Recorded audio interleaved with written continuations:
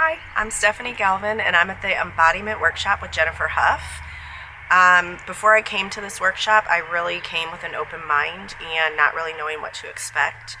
I knew I was blocked, and I wasn't really sure where I was blocked.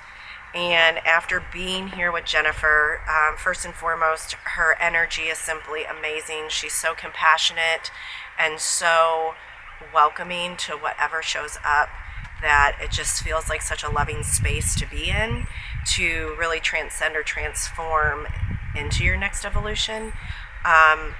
What I got was paradigm shifting and jumping spirals. I feel like I jumped a spiral this weekend within myself of releasing a lot of old ancestral money beliefs and old ancestral it's like this self-punishment and self-doubt that I've just carried for so long. Like I just had to carry this guilt and shame of those who've went before me. And now I just feel so much freedom to step into that next evolution of my journey of jumping a spiral into who I am in creation and in just divine love. And so I got that. So I feel like I fully have embodied that to take that out and build a bridge with someone else.